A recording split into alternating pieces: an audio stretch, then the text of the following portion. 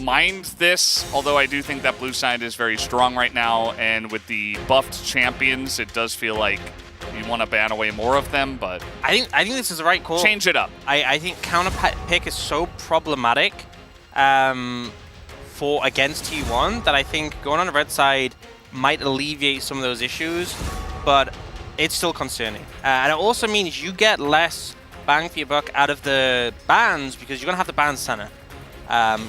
They're not doing it now. Okay, they'll third ban is Senna. This is what I was worried about because you just have too much to ban away. No, it's fine because they ban Senna third. Okay. Yeah, and they're gonna play Kalista. No, that's okay. You can live with that. You can try and work out something that beats it, but as long as they ban Senna, it's fine. Yeah, Nautilus being banned, I think really frees up a lot of these double AD carry lanes. Huh. See, look, T1 ban it, you know? They're fine with it. They're ready for the Senna first pick, but I don't know why they are, because Quantum going to ban Senna. I don't even know why I'm talking about it, because it's just going to happen. Oh my god. Well...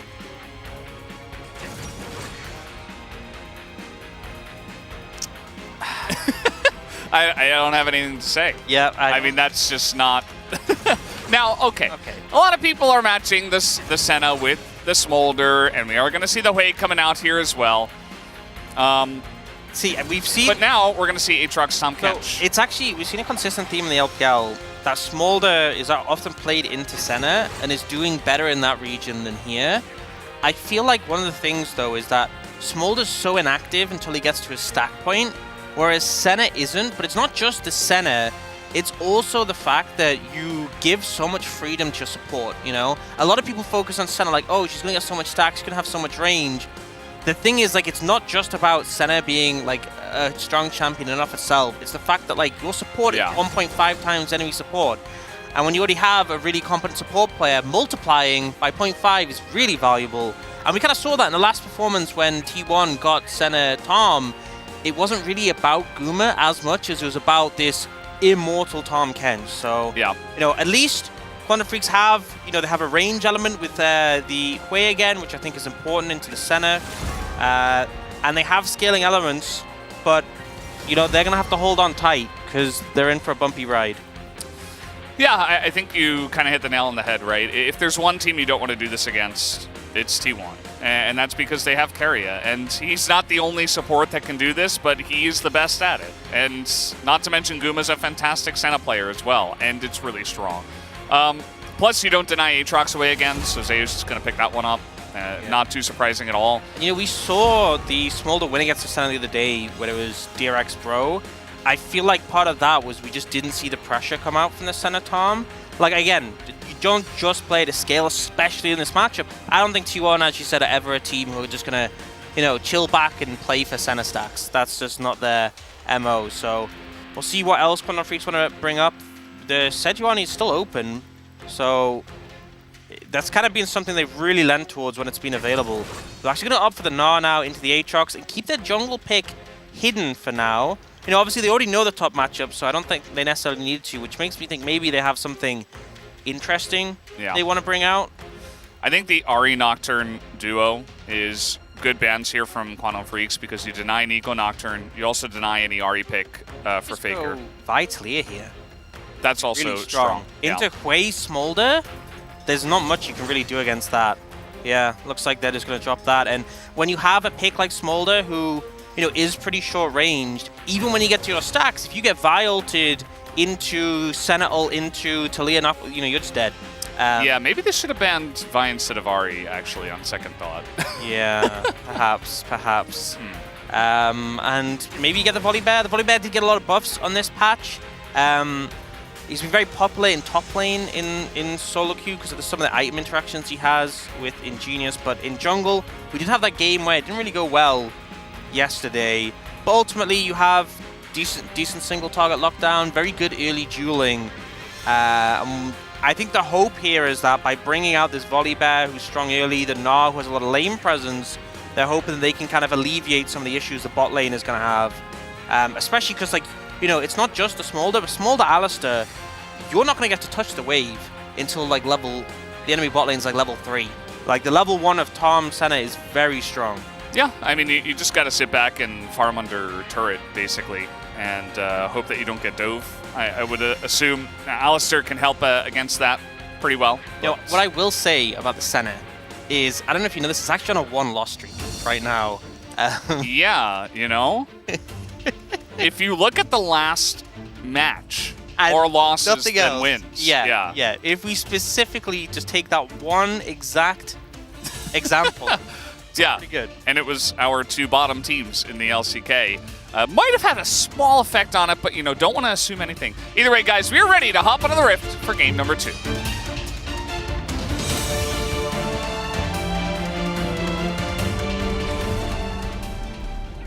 T1, 하나, 둘, 셋. T1 fighting! 광동 freaks, 하나, 둘, 셋. Guangdong fighting! All right. Well, let's see if the Gambit pays off, and if they can get through the early stages of the game. Envy in that game when he was playing Smolder, when they did leave it available, he did get to 225 stacks at about 21.5 minutes, which was relatively fast. Again, not a lot of pressure from DRX in that game. This should be a different scenario where the Smolder is getting pressured a bit more. But I do want to keep an eye on Bull and see just how well he can stack it up. Yeah. Because if he does reach a certain point and the game is relatively even, you know, we've seen crazier things happen. I'm not saying it's likely, but this is kind of what they're banking on, I would say. Yeah, it's not impossible. It's definitely what they're looking for. He has got the Doran's Blade start with Fleet Footwork, so yeah, I've talked about this a lot. There was a Doran's Ring Comet start, which is like more early power.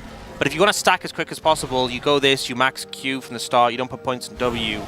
And they also did tweak him a little bit on this patch, nerf some of his AP ratios, which, you know, was trying to make it a little bit harder just to easily navigate lane. You know, honestly, they're going to touch minions, which is a pretty good start, all things considered. Well, they did. Touch the minions. I'm saying they got to, yeah. Yeah, and it's kind of... Guma and Keria aren't really touching the minions themselves. Yeah, they're just trying to hit Bull and Andal as much as possible. Kind of just letting it crash. As Guma is personally on a 15-game winning streak of Senna. So this is outside of the 17-game winning streak of Senna amongst multiple different players. Guma has his own separate winning streak of Senna over multiple years. Not even just recent patches. Well, wouldn't it be cool if they broke that? I think that's the takeaway that they're trying to illustrate, not the overwhelming odds.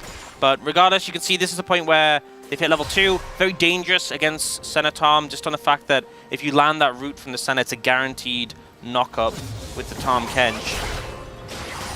Just applying pressure as much as possible here. Yeah. It's always funny when you have these sort of matchups where it's like a scaling bot lane, because you just end up with a Tom having way more CS than the Smolder. Already at like 17. And yeah. It's very funny for the Tom Kench. Yeah, for sure. Very funny for the Tom Kench is and for us, I guess. Yeah, for the viewers, you know. Well, not the Guangdong fans, maybe not. Yeah, for some of the viewers. You can see a nice amount of poke coming out from Bulldog, but now he just has to flash.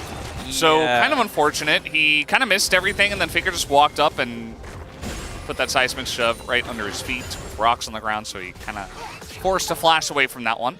Kind of one of the things with the Hui is, you know, definitely a high skill cap champion, and Bulldog's had some great games on it, but very skill shot reliant. You know, if you do end up overstepping, throwing out a few too many abilities, he has like 15 different abilities, but if you miss them all... Oh, the flash comes forward, and yes, he's going to dodge one, but you can't dodge the second flash engage as Oner comes in, picks up first blood, just as easy as that.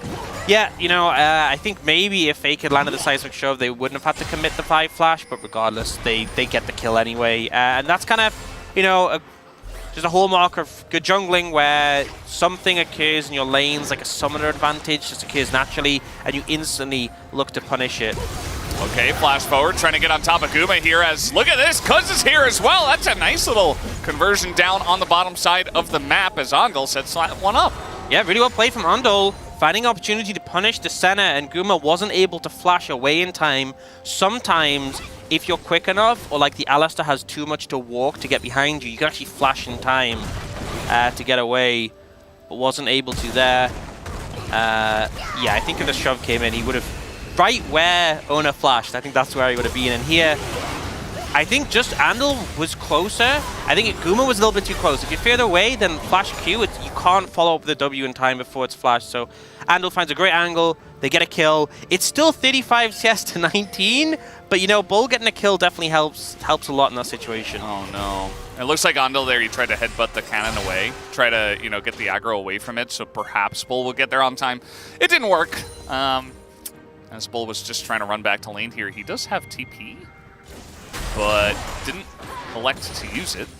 So either way, it was a cannon wave, so he does get some of that CS, and now he has TP for after he gets poked out here.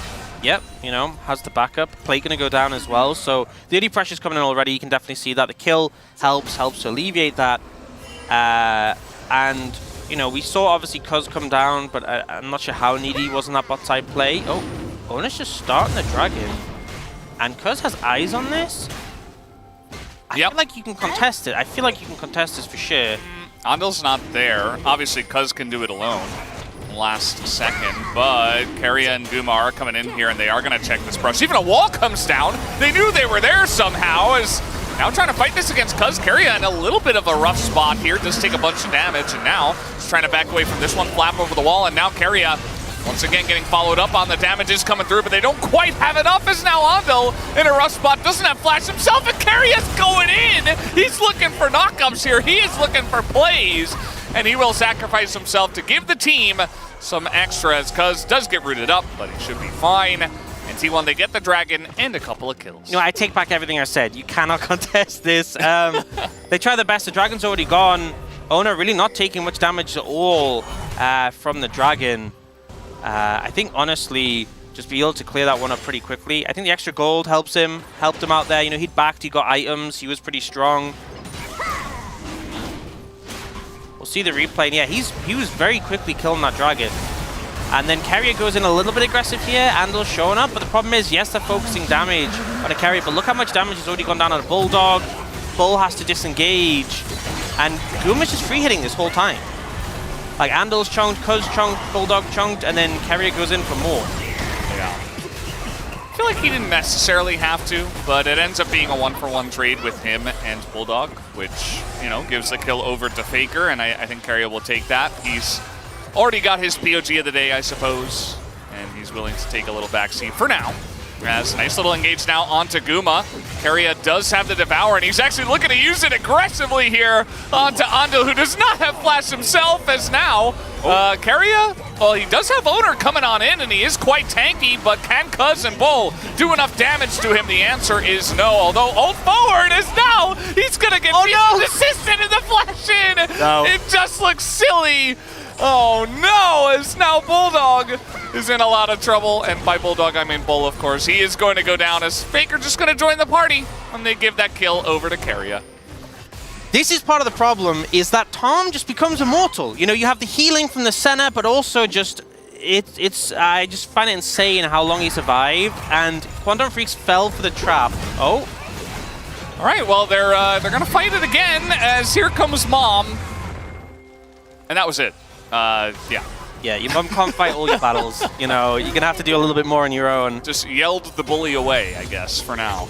But yeah, I just, it feels like Quantum, oh. Okay. I think they could have killed him maybe if Faker stayed, but regardless, I feel like Quantum Freaks keep falling for the bait where Keria plays super aggressive, and so instinctively, like, we should target him because he's so pushed forwards, and then they just don't realize that the investment to kill him is just never worth it.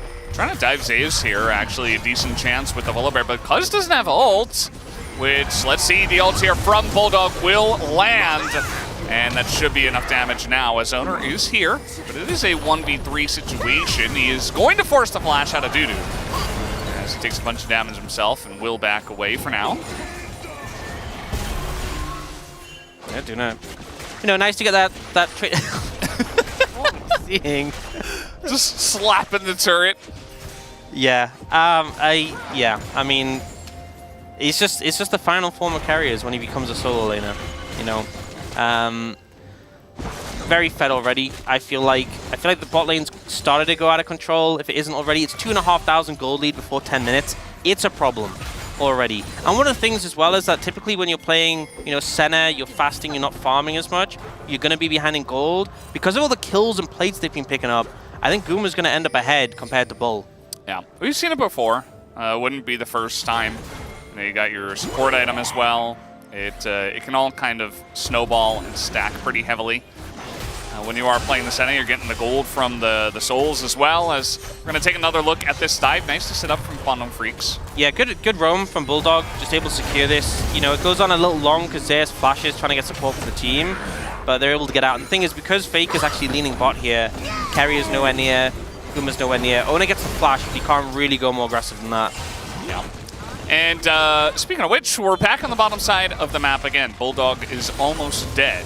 And by Bulldog again, I mean Bull. And now here we go, we got a Vi on top of him as Flash comes in. He is going to flap away, but Oner is tanky enough. Meanwhile, we did have Ondel go down because it's just falling apart right now because under a lot of pressure. And they'll just wait to reset this one. Who will get the kill? It will be Keria to slap him with his tongue. They just dove a volley bat Alistair. Yeah. I mean, this is the problem as well. You start to bleed out against this Tom. It's so easy to dive. You just walk under, hit him, you have your shield, you're ready to go. It's like a 4,000 gold lead now. You know, maybe, I'm going to say this might be controversial, Brendan. Okay. Maybe they should have banned the Senna. How could you say something so bold, so brave? Bulldog's ganking again, but Zeus is much tankier. Do they have the damage? They're so close, and they will get him. I was fearing for them there just a little bit. As Ondel here is going to be caught in transition. Faker just throwing a bunch of rocks at him. Does he have to flash? He's going to flash in as now just alley-ooped over to Cuz. Faker in a lot of trouble. Will pick up the kill. And then eventually does go down to Dudu. You know, I don't think Andel needed to go in for that final stun auto. You see, he thought he had his E stacked up, but oh, not again. Oh, no. He's going to land the stun as there's the Devour. And Cuz is here, but it just does not matter as Keria is like, yeah, you want to go, buddy? Let's go. How does this happen every game? Yeah, I don't know. You gave them Senna, but you also gave Keria Tom Kenshin a reason to play it as the Grey Health comes in, they flash forward, and they will take them down. As here's Bulldog, he's going to give it a try. And this time Keria will actually go away. I thought he was going in again, but instead he'll just sacrifice his okay. Senna. Cuz was actually the one who got the kill credit there, by the way. Yeah, that was close. Yeah, that was very close to an execute. You know, I've said it like 7 times this game. Maybe it was a bit of a problem giving Keria gold. Maybe you shouldn't give Keria. You've already seen what he could do without farming on the Callista. Now you're letting him farm? Yeah. Yeah, and this was the lead up into the dive. That's why Bull got just chunked out. And they're just corralled under the turret. They can't do anything. Yeah, there's no out. You know, the Tom has the gobble still, so you can't even try and focus someone down. The Tom can take aggro so easily. They've already got 2 dragons at 13 minutes. They could have soul by 21 minutes. Yeah, and it's 2 good souls back-to-back here for T1 as if they needed anything else. Hextech into what will be a Cloud in a couple of dragons, which just will be very nice. I mean, Tom Kens loves it, Vi loves it, Aatrox loves it. It's not even that, like, Guma has, like, a little bit more gold than Bull. He is, like, 1.2k gold ahead of the farming Smolder. Yeah, I mean, you know, I think trying this into some teams, it can work, or in other regions, right? But T1 are just so proficient at doing this exact thing that I just don't think this was the opportunity Keria has the most gold in the game. Right? Keria has the most gold in the game. What do you even say to that? There's nothing to say. I mean, it's like, stop giving Keria gold. It's insane. It's not okay. It's just not. It's never gonna work. Well, they gave it the old college try, and didn't work. 5,000 gold the lead for T1. Yeah, Bull has 100 stacks. So, I mean, it's just basically from here, it's going to be us watching Bull stacks, and we'll be like, oh, he's pretty close, getting closer, while T1 just look to end the game. You know, maybe Corner Freeze can find some more picks on his Zeus. I think might be the strategy. That has been the strategy for many a team against their stronger teams, even against Gen G as well. You know, there were multiple games where Keen was being targeted in the side lane while the rest of the map was just being absolutely smothered and crushed. And similar thing happening to Zeus in games 1 and 2. Just try to focus where you're not losing. It's a nice strategy, but it's just not quite enough. You know, it feels like a trade, but it's not. Yeah, I also think the thing is that you end up seeing T1 get so much, because it's not just they get the kills or they get a big gold advantage, but they also get both the dragons and...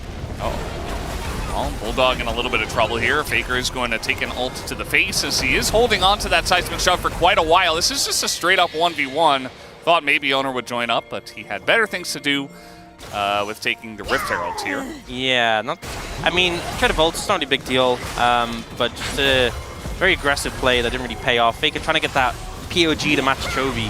I think that was it. Yeah, just trying to keep up. Aware. Yeah. It's not the easiest thing to do at this point. And you said it at the top of the day, like T1, bit of a warm-up going up against Guangdong Freaks because they do have Gen G later in the week. And I can almost guarantee you that we will not see the Senna in that game. Yeah, I mean, I think Gen G could be watching this series and they'll go, guys, I think we should ban Senna against T1 when we're on red side. But it is curious. I mean, there are a lot of different options to go for. Again, like we saw the fight fire with fire. Yeah, this is Keria TPing in as we are going to disable the turret, but again, this is the Aatrox as he flashes in, hits the sweet spot, and the desperation does not look great as Bulldog is in a lot of trouble here as well. They'll just give this kill over to Zeus because, to be honest, he doesn't have quite enough. He needs to catch up as Guma here in a bit of trouble, and Faker is not quite able to help him out. And Bull will also go down. This is looking like a straight-up ace as Zondil's just kind of running around in circles. And that will be the ace as T1 will also take the dragon. Yeah, I mean, they try to go with the leading play of killing Zeus, and it seemed like T1 had cottoned on to the fact that that was their strategy. Very quick replay coming out of this. Yeah, they don't quite finish off Zeus before the ult comes in from Oner to stop the damage. And then it kind of just gets manic. Bulldog regretting that TP, wishing he could go back a few years to cancel it. And then Guma ends up icing. Look at Keria, by the way. Keria could have come over and gobbled it. Or try to help him. He's like, no, my gobble is for opponents only. That is how I play the game. Based. That's how you play. And he steals the kill as well from over the wall. Over the wall, licking them. It's just, he's not having a serious game anymore. Like, he's just having a lot of fun.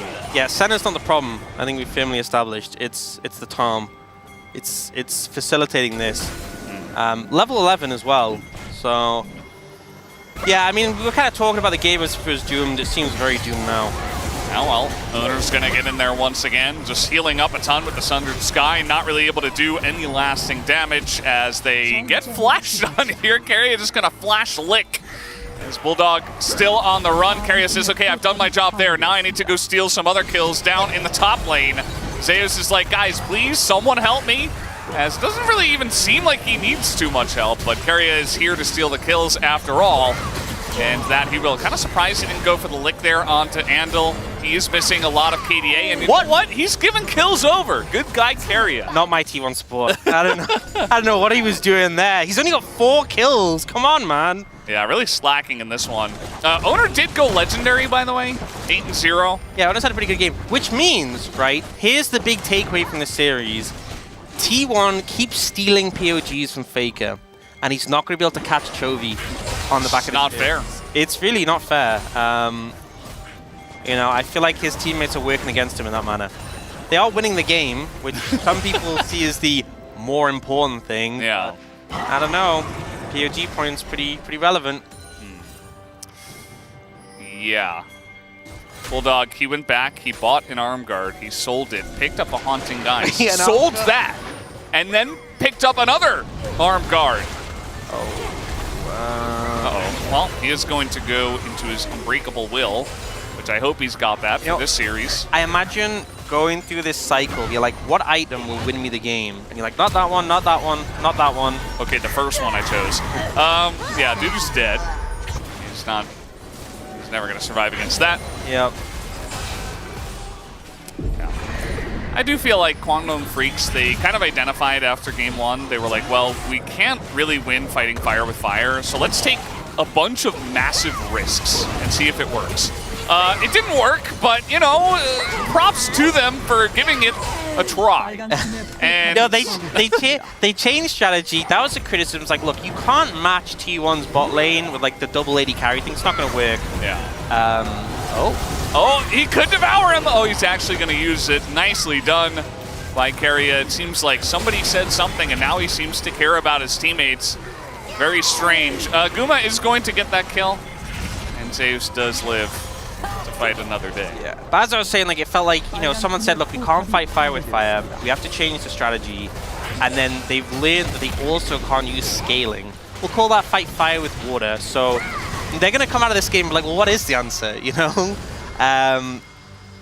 Yeah, I'm not sure either. But this definitely wasn't it. I think that's the takeaway. Yeah. Last game didn't actually look this bad. You know what's also good against fire, I think, is rock type. You could try that. And Malphite? Yeah, maybe that's the answer. Or maybe you just gotta ban away fire, right? Just don't allow them to play fire. Maybe just ban Senna. I still think they'd probably not necessarily win on the back of that, but at least they wouldn't have to play against Senna. Yeah. It's very scary, too. I don't even mind the Jace ban that they went for, as we're just having more and more fun in this one. I wanted to talk about the draft, but T1 said no. Oh, my Lord. Dudu's just going to die. And then Bulldog's going to just die. Zeus gets both, and Keria is just here for moral support. Yeah, kind of slacking though. You know, I know we've said it, but he's really not. He didn't even get the assist. If he really wanted 10 kills, he'd be playing this very differently. That's all I'm saying. You know, he said at the end of the last one he wanted 10 kills. I'm not seeing it. I'm not seeing the desire. I think he's trying to hit the 3,000 assist mark, actually. As, yep, that's what happens to Smolder when the Vi is available and has Talia nearby. Wait, quick, can we get a stat check? We need to know. And a 16,000 gold lead. Is it 225? Is the game winnable? Oh, I guess not. I guess if they do that, it doesn't matter how many stacks you have. Yeah. The game is almost definitely going to end before he hits 225. I don't even know if he's that close. T1 diving turrets now is a very nice ult in that back line with a headbutt from Ondil, but it just doesn't matter. The wallets are so far ahead here for T1. The levels are just so far ahead. And, yeah, lots of poke coming down from the way. And cancel on the Abyssal Dive as everybody's being poked out here. Keria, they can't kill him 4v1. They got him! Finally do get him. Meanwhile, the rest of T1 was just trying to end the game, but they will be denied from doing that. Quantum Freaks, they do want to play a little bit more in this one. As, yeah, that arm guard is going to help. It actually keeps him alive in this one. So they're trying to help Dudu here in the back line. That's a kill here for the Smolder. We've seen this happen before. He's not at 225, but he's going to get some stacks on the backside of this one. Faker gets a kill, as does Zeus, who did pick up a Hubris. And yeah, the poke is not going to come down from the sky here from Bulldog. Guma going 1v1 here against Bull, and he's just chunking him out, man. The set is even 1v1ing the Smolder, but at the end of the day, Ondil will help him. That's how you play support, stealing the kill right at the end. Nice, Ondil. Well played there. Yeah, T1 getting a little bit silly with that one. We're at 41 kills in 23 minutes. Yeah. So bear in mind, 217. We've just seen a bunch of shutdown gold go over to Quantum Freaks, right? We've just seen them kind of win a team fight there on the back of that play, and they are still 14,000 gold behind. they are still 14,000 gold behind after they got 3 shutdowns and a ton of fire. He's nearly there. He's almost there. Is this when the game becomes winnable? All right, don't steal my stacks, he said. Yeah, those are for me. I think he just hit 219. He's almost there. Closing in. Closing in. Almost. Going to be dealing with Cloud Soul, which particularly on Aatrox seems problematic. They just got so much faster. Did you see them? Like, I was watching them specifically Okay, Faker. Yeah, he's gonna elect to not like, go should for I? that one. Or should I? No. Yeah. The Tibbers with the T1 headband here looks like he's having a great time. Nice engage here from Andil. Boom is going to be called in from the sky as, yep, that was a Smolder. That was a Smolder. And no longer a Smolder anymore, as everybody is going to die if they step out of the fountain. And, But Brendan, the stacks. The stacks, yeah. What about the stacks? He did hit 225. But they didn't win. I don't get it. It didn't win. Okay, well, they're going to kill the Zeus, and that's about it. As Seismic Shove could be utilized, but they're just going to end the series. Probably for the